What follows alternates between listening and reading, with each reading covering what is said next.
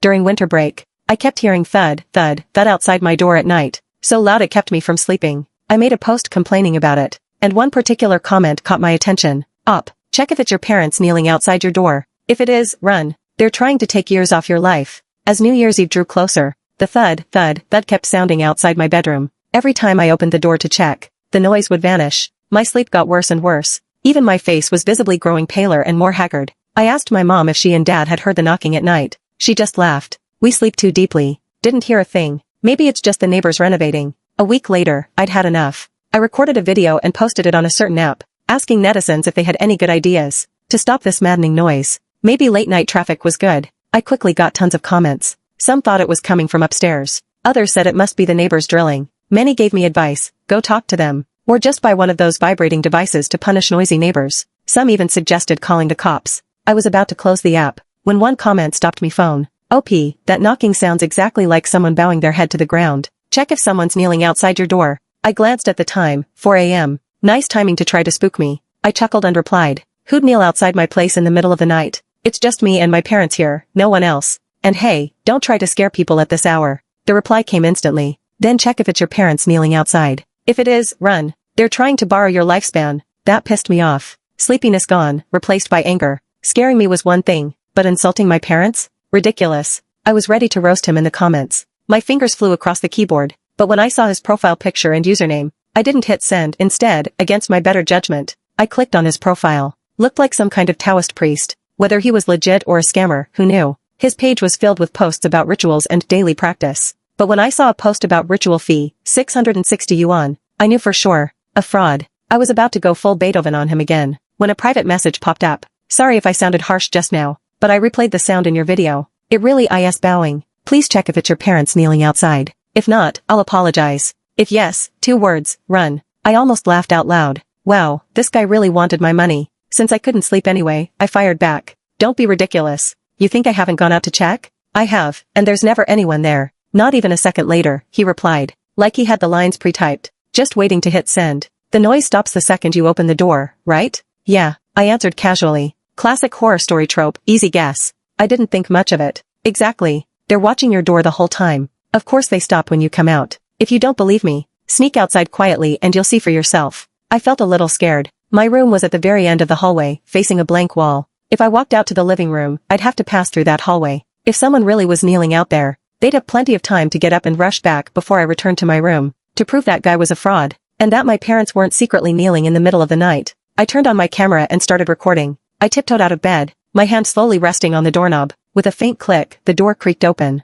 This time, the thud, thud, thud didn't stop. My heart instantly leapt into my throat. So many times before, the moment I opened the door, the sound had cut off. But now, it kept going. I swallowed hard, and kept moving forward. Each thud, thud, thud slammed against my chest like a hammer. My palms grew damp with sweat. Holding my phone up, I stepped out of my room, heading toward the living room. Suddenly, my foot crushed something underfoot. It felt like a plastic bottle. Someone must have tossed it right outside my door. In the darkness, the crunch of the bottle echoed unnaturally loud, circling in my ears. My heart clenched, terrified I'd startled whatever was making that knocking. But strangely, the thud, thud, thud stopped, too. I pressed myself against the wall, listening. Silence. Absolute silence. Quickly, I hurried into the living room. Nothing. Nobody. I swung my phone light around the room. Sure enough, nothing. Finally, my breath eased. I was an idiot, actually letting myself get spooked by a scammer. I turned back to my room and sent him the video. See for yourself. No one's there. Must have been noise from upstairs or next door.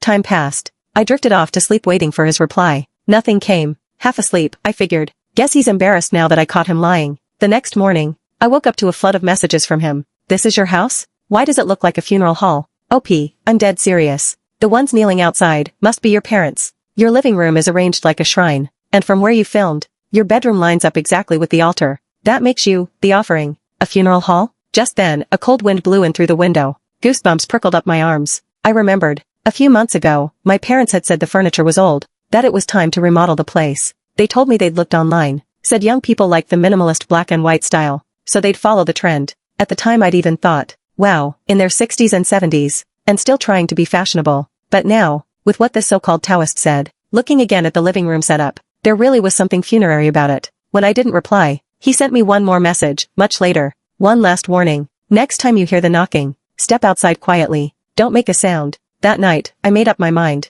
I'd check again. All day. His words haunted me. I moved like a ghost, distracted, unsettled. Mom noticed right away. She stroked my hair with worry. What's wrong? You look so worn out. Her eyes showed nothing but genuine concern. I mocked myself silently. How could I believe a stranger I'd known for one night, yet doubt the mother who raised me for over 20 years? I told her it was just the thud, thud, thud at night, keeping me from sleeping. She frowned, holding my hand. I noticed her hair looked whiter than before. It's okay. I'll make you some calming tea. If it keeps you up through New Year's, your dad and I will go complain to them ourselves. After dinner, my mom came into my room, carrying a bowl of calming tea. She said if I drank it, I'd sleep soundly. That it was a secret ancestral recipe passed down for generations. My eyes stung as I looked at her with gratitude. My mom really did treat me so well. How could she possibly be trying to hurt me? So I made up my mind. Tonight, I wouldn't make a sound. I'd prove that fraud of a Taoist wrong, once and for all. But I didn't want to hurt my mom's feelings. So, in front of her, I took a few small sips. And once she left, I poured the rest into the flower pot. The tea had tasted strange anyway, with a faint metallic tang I couldn't quite place.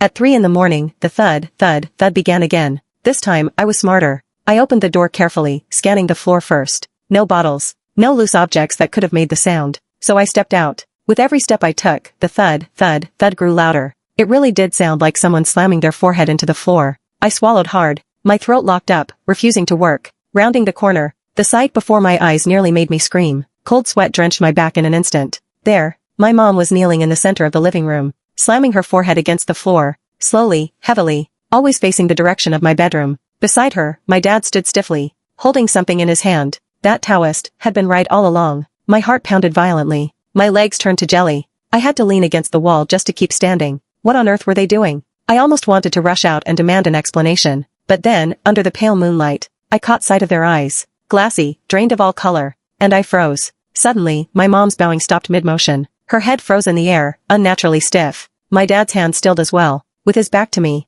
I still couldn't see what he was holding. But then, his neck began to twist. Slowly, deliberately, turning in my direction. I slapped a hand over my mouth and shrank into the shadows. Somehow, a surge of desperate courage carried me. I bolted back to my room, shut the door as quietly as possible, and dove under my blanket, wrapping myself tight. I exhaled shakily, my palms slick with cold sweat, my hands trembling uncontrollably. The knocking had stopped, replaced now by footsteps. I clenched my fists, forcing myself to stay calm. Click. The sound of my door opening. I could feel them now, standing right by my bed. That cold, probing gaze burned into my forehead. Jack, are you asleep? It was my mom's voice. I steadied my breathing, pretending to sleep. Time dragged. Then, her voice again. See, honey? I told you heard wrong. Jack's asleep. Let's go. My dad gave a grunt. Then came their footsteps, one after the other, leaving my room. The door shut with a soft click. I let out a heavy breath of relief. But I'd watched enough horror movies to know, you don't open your eyes yet. So I stayed still, pretending.